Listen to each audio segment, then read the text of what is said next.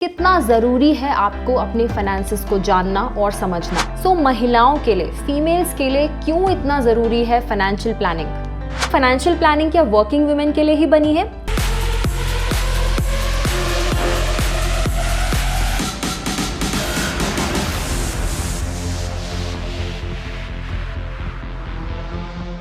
Hello and welcome to smart investor. This is your host Charu Garg. आज हम बात करेंगे महिलाओं की फाइनेंशियल प्लानिंग की। चाहे आप वर्किंग वुमेन हैं, हाउसवाइफ है, कितना ज़रूरी है आपको अपने फाइनेंसेस को जानना और समझना। आज हम समझेंगे महिलाएं कैसे करें सेविंग्स और क्या विकल्प है उनके पास। तो इन्हीं सब पर बातचीत करने के लिए आज हमारे साथ हैं Poonam Rungta, certified financial planner. Hi Poonam, welcome to the show. Thank you, Charu. So Poonam, as they say, financial planning is always a men's domain. So महिलाओं के लिए, फीमेल्स के लिए क्यों इतना ज़रूरी है फाइनेंशियल प्लानिंग? चारू, आपने बहुत ही अच्छा सवाल किया है और ये मुद्दा बहुत ही अहम है कि महिलाओं को फाइनेंशियल प्लानिंग करनी क्यों ज़रूरी है। नॉर्मली ये देखा गया है कि फीमेल्स की फाइनेंशियल प्लानिंग उनके हस्बैंड्स, उनके फादर, उनके ब्रदर्स टेक ओवर करते हैं और उनकी कोई ज़्यादा इसमें राय या कोई तरह की कंसल्टेंसी नहीं ली जाती है। बट ये ध्यान में रखना बहुत ज़रूरी है कि पहली बात तो ये समझ ले कि जो डेमोग्राफिक्स है वो बदल रहे हैं धीरे धीरे। फैमिलीज़ न्यूक्लियर फैमिलीज़ होती जा रही हैं। एक बच्चा या दो बच्चे होते हैं और फैमिली में 2 जन होते हैं, 4 होते हैं खाली। या अभी बहुत मर्तबा ये भी देखा गया है कि सिंगल मदर्स बहुत हैं या फीमेल जिन्होंने शादी ही नहीं करी है। तो इन सब लोगों की भी फाइनेंशियल प्लानिंग वो खुद नहीं करते। तो ये ध्यान में रखना चाहिए कि जो फीमेल्स हैं उनकी जो फाइनेंशियल नीड्स हैं, फाइनेंशियल प्लानिंग के तहत जो उनकी रिक्वायरमेंट्स है वो मेन से बहुत अलग है। कुछ ऐसी चीज़ें हैं जो स्पेसिफिकली वुमेन रिलेटेड होती हैं, जैसे मैटरनिटी लीव है या प्रेगनेंसी लीव जब उन्हें लेनी होती है या उन्हें ब्रेक लेना होता है अपने करियर में। और अगर करियर नहीं है तो उन्हें जो रिस्क एपेटाइट है उनका वो भी अलग होता है। वुमेन नॉर्मली कम जोखिम उठाना चाहती हैं, मार्केट से थोड़ा दूर रहती हैं और उनकी जो स्पेसिफिकेशन है they are mostly into budgeting and saving money. और फाइनेंशियल प्लानिंग के चलते उनकी जो रिक्वायरमेंट्स है वो उनकी लॉन्जिटिविटी के वजह से भी अलग होती है। ऐसा देखा गया है नॉर्मली कि वुमेन आउटलिव मैन।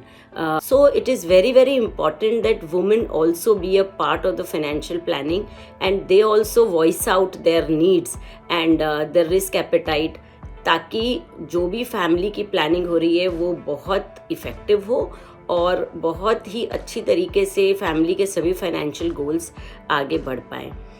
आपने ये भी देखा होगा कि जब वुमेन वर्क करती हैं तो उनकी जो पे स्केल है उसमें भी फ़र्क रहता है और वर्किंग ईयर्स में भी फ़र्क रहता है। तो ऐसे बहुत सारे इश्यूज़ हैं जो वुमेन रिलेटेड स्पेसिफिक होते हैं, इसलिए वुमेन को भी फाइनेंशियल प्लानिंग में हिस्सा ज़रूर लेना चाहिए और उनकी अवेयरनेस पूरी तरह होनी चाहिए। पूनम, फाइनेंशियल प्लानिंग क्या वर्किंग वुमेन के लिए ही बनी है या फिर जो हमारी नॉन वर्किंग वुमेन है वो भी इसके बारे में सोचे और करें?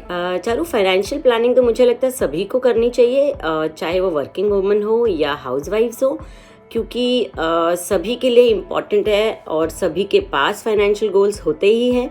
और बहुत मर्तबा ये देखा गया है अभी कि आजकल सिंगल जो डॉटर्स हैं, मैरिड वुमेन जो सिंगल चाइल्ड हैं, उन्हें अपने खुद के पेरेंट्स को भी संभालना होता है, उनकी जिम्मेदारी भी उनके ऊपर होती है। So to take care of them also the financial goals should be kept in mind.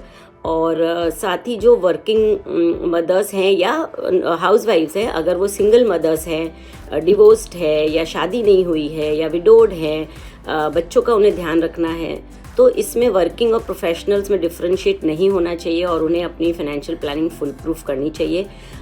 Her women का जो प्रोफाइल है उस हिसाब से उसकी goal setting in context with the time horizon. और हाँ, सभी कुछ करते हुए इन्फ्लेशन को ज़रूर ध्यान में रखते हुए अगर ये प्लानिंग करेंगी तो ही ये बहुत अपने आप में कॉन्फिडेंटली आगे बढ़ पाएंगी और सिक्योर्ड फील करेंगी, because ultimately security is what we get if we plan in proper manner. तो इट इज़ वेरी इम्पॉर्टेंट कि आप वर्किंग हो या प्रोफेशनल्स हों, आपको अपने घर की फाइनेंशियल प्लानिंग में हिस्सा लेना चाहिए।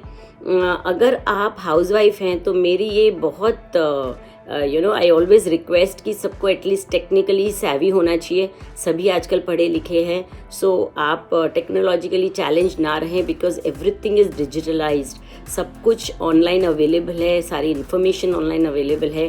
तो आप अपनी जिम्मेदारी उठा के ज़िम्मेदारी से रिसर्च करें और टेक्नोलॉजी को अपनाते हुए अपने लिए फाइनेंशियल प्लानिंग देखें, अपने हिसाब से सब कुछ करें, ताकि आप आगे चल के किसी तरीके से आपको फाइनेंशियल प्रॉब्लम्स ना आए। सो पूनम, आपके मुताबिक जो नॉन वर्किंग वुमेन है, जिनके पास कोई फिक्स्ड मंथली इनकम नहीं है, वो कहाँ से रिसोर्सेज जनरेट कर सकती हैं? या Charu, I like this question कि जो वुमन वर्किंग वुमन नहीं है, हाउसवाइफ्स हैं, वो अपने लिए कहाँ से इनकम का सोर्स करें। तो इसके लिए मैं आपको एक बात पूछना चाहती हूँ। हमारी जो मदर्स हैं या जो हाउसवाइफ्स हैं, उनके पास कहाँ से इमरजेंसी फंड्स आ जाते हैं? कोई भी फैमिली में इमरजेंसी आती है, and women are always ready with some or the other kind of funds to take care of that emergency. So where do they source that money from? I must tell you, Charu, that women are very smart and they are very intelligent. They are the ones who budget the family expenses. They budget the income and everything else. Festivity हो, चाहे घर में कोई renovation कराना हो या कोई घर में शादी हो, any occasion, any function, women are ready with all the backup plans about the finances. So a woman is a natural financial planner. उसके अंदर ये इनबिल्ट है, स्पेशली इंडिया में। They have a saving mentality. उनके पास कहीं ना कहीं से पैसे होते ही हैं। और आपने एक ये बहुत बार देखा होगा कि every festival women tend to buy gold और precious metals, क्योंकि ये हमारे देश में ये एक तरीके से मार्क ऑफ सेलिब्रेशन होता है। तो not knowingly or unknowingly जिसे कहेंगे, women have always been doing a SIP in gold. They accumulate gold for the family. तो वुमेन कहाँ से पैसे लाएंगी, ये सवाल तो जब आप एक वुमेन से पूछेंगी तो वो कोई भी वुमेन आपको बता पाएगी कि she can manage from somewhere or the other. But the only hitch in all of this is to have money in her bank account. ये एक बात बदलनी बहुत ज़रूरी है कि हमारे देश में महिलाएं, स्पेशली हाउसवाइफ्स जो हैं, वो पैसे बैंक में ना रख के घर में पैसा रखना ज़्यादा सिक्योर फील करती हैं। और ये आदत हमें बदलनी होगी, बिकॉज़ कोई भी इन्वेस्टमेंट आज के दिन without bank accounts, without proper compliance हो नहीं सकता है। इसलिए this awareness is very important कि do not keep cash at home, do not keep your savings at home. और अगर सेविंग्स को ठीक से इन्वेस्ट नहीं किया गया तो वो आपके लिए आगे चल के आपकी फाइनेंशियल नीड्स को पूरा नहीं कर पाएगा। Keeping money at home is a crime, I would say. Women save तो बहुत अच्छे से कर लेती हैं, मगर जहाँ चैलेंज आता है वहाँ सेविंग का। तो बस एक ये आदत ज़रूर बदलने की है, मगर ये अवेयरनेस से बहुत जल्दी दूर हो सकती है। Already we are seeing the changes in the investment strategies of women, चाहे वो वर्किंग हो, वो प्रोफेशनल्स हों। So once the money is in the bank and they are aware and they are digitally savvy और technologically अपने आप से वो कुछ कर पाएंगी, तो आई डोंट थिंक कि कोई भी ऐसी प्रॉब्लम आएगी कि वुमेन पैसे कहाँ से लाएंगी। They can just save the money from their monthly budgets and put it in the bank. और जो तरीका है घर में खर्च का, वो अगर थोड़ा सा बदलेंगे तो ये प्रॉब्लम भी दूर हो सकती है। चलिए पूनम, रिसोर्सेज को तो हमने समझ लिया, लेकिन जो हमारी विमेन है, चाहे वो वर्किंग है या नॉन वर्किंग वुमेन है, कम से कम वो कितने अमाउंट से अपनी फाइनेंशियल प्लानिंग की जर्नी स्टार्ट कर सकती हैं और क्या ऑप्शंस हैं उनके पास? कितनी अमाउंट से फाइनेंशियल प्लानिंग शुरू करनी चाहिए, तो चारू ये एक इंडिविजुअल के ऊपर डिपेंड करता है। आई एम 100% श्योर कि हर वुमन किसी न किसी तरह की इन्वेस्टमेंट तो करती ही है। तो जहाँ तक जो मॉडर्न इन्वेस्टमेंट के तरीके हैं, म्यूचुअल फ़ंड जिसे जो बहुत ही पसंदीदा एक रास्ता है इन्वेस्टमेंट का, उसमें आप एज़ मच एज़ 500 रुपीज़ यानी एज़ लो एज़ सिर्फ 500 रुपये में आप अपनी SIP के ज़रिए म्यूचुअल फ़ंड में इन्वेस्टमेंट शुरू कर सकती हैं। और भी बहुत सारे तरीके हैं इन्वेस्टमेंट के, डिपेंड करेगा कि आपका टाइम होराइज़न कितना, आप कितने समय तक वो पैसा निवेश रखना चाहते हैं। तो काफ़ी सारी चीज़ें, जितने भी फैक्टर्स हम पहले इवैल्यूएट करते हैं इन्वेस्टमेंट के, वो तो करने ही होंगे। बट जो आपका सवाल है कि मिनिमम कितने, तो हाँ, आप 500 रुपीज़ से कर सकते हैं। वुमेन स्पेसिफिक प्लान्स, यानी जो वुमेन की मेंटालिटी है कि उन्हें जोखिम कम उठाना है मार्केट्स का, या वो मार्केट की चाल में कंफर्टेबल नहीं है, तो म्यूचुअल फ़ंड के पास हाइब्रिड किस्म के भी फंड्स हैं जिसमें डेट और इक्विटी भी है। और इस तरीके की जो इन्वेस्टर अवेयरनेस प्रोग्राम्स होते हैं उनमें काफ़ी बार बताया गया है कि हाइब्रिड प्लान्स वुमेन ज़्यादा प्रेफर करती हैं। और अगर वो बहुत ही कंजर्वेटिव है, मार्केट की बिल्कुल जोखिम नहीं उठाना चाहती हैं, तो डेट म्यूचुअल फ़ंड में भी वो निवेश करना शुरू कर सकती हैं। और जैसे कि आपको पता है कि कितने सारे कैटेगरी के म्यूचुअल फंड्स अवेलेबल हैं, अपनी पसंद से, अपनी रिक्वायरमेंट से वो उसमें आराम से शुरू कर सकती हैं। साथ ही मैं ये ज़रूर कहना चाहूँगी कि हर महिला को अपने घर में जो भी उनके घर में फाइनेंस संभालते हैं उनसे मेडिक्लेम यानी अपनी जो हेल्थ इंश्योरेंस है उसके बारे में भी पूरी जानकारी होनी चाहिए कि उनके पास किस तरह की हेल्थ इंश्योरेंस है और किस तरीके से वो लोग कवर्ड हैं अपनी फैमिली को, वो जानकारी बहुत ज़रूरी है। उनके हस्बैंड के पास कितनी इंश्योरेंस है, अगर वो हाउसवाइफ है और उनके हस्बैंड वर्किंग हैं तो उनकी टर्म इंश्योरेंस या लाइफ इंश्योरेंस कितनी है, जिसे हम रिस्क कवर कहते हैं फाइनेंशियल लैंग्वेज में, कि उनका रिस्क कवर कितना है कि ताकि कि आगे के चल के किसी तरीके की परेशानी हो तो किस तरह उसे फेस करना है। फैमिली पे लोन कितने हैं, EMI कितनी जा रही है, ये सब भी जानना हर महिला के लिए बहुत ज़रूरी है। और मैं एक और बात कहना चाहूँगी चारू, कि हर महिला अपने पास एक क्रेडिट कार्ड ज़रूर रखे और उस क्रेडिट कार्ड का उपयोग करे, क्योंकि क्रेडिट कार्ड एक ऐसा इंस्ट्रूमेंट है जो आपकी इमरजेंसी फंड की रिक्वायरमेंट को ज़रूरी कर सकती है। अगर कोई अचानक से किसी तरीके की परेशानी आती है तो आप क्रेडिट कार्ड के ज़रिए खर्चा कर सकते हैं। और क्रेडिट कार्ड का उपयोग से और भी बहुत सारे फ़ायदे जिसे हम बाद में भी डिस्कस कर सकते हैं। तो क्रेडिट कार्ड का उपयोग करें, अपने बैंक अकाउंट्स को समझें कि कहाँ किस तरीके से उनका बैंक अकाउंट ऑपरेट होता है, उनकी होल्डिंग पैटर्न किस तरीके से है, अगर खुद का घर है तो घर के कागजात किस तरीके से कहाँ रखे हुए हैं, उनमें नॉमिनेशन किसका है। It is very important for everyone to know their own assets, यानी घर में कहाँ कहाँ निवेश हो रहा है और उसके नॉमिनेशन सही हैं कि नहीं। और साथ ही ये बात भी बिल्कुल as important as doing a plan है कि आपने जो आपके फाइनेंशियल एसेट्स में रिकॉर्ड्स में लिखा गया है वो जानकारी सही है कि नहीं, यानी फ़ोन नंबर सही है कि नहीं, ईमेल सही तरीके से रिकॉर्ड किया हुआ है कि नहीं, और आपके सिग्नेचर्स उसमें कौन से दिए गए हैं, क्योंकि बहुत मर्तबा ये सब चीज़ें बहुत परेशानी करती है। हमने तो यहाँ तक देखा है कि महिलाओं को ये नहीं पता है कि उनके पैन कार्ड में नाम गलत छपा हुआ है या आधार कार्ड में कोई गलती है या उनके पासपोर्ट में ठीक से डिटेल्स नहीं लिखी गई है।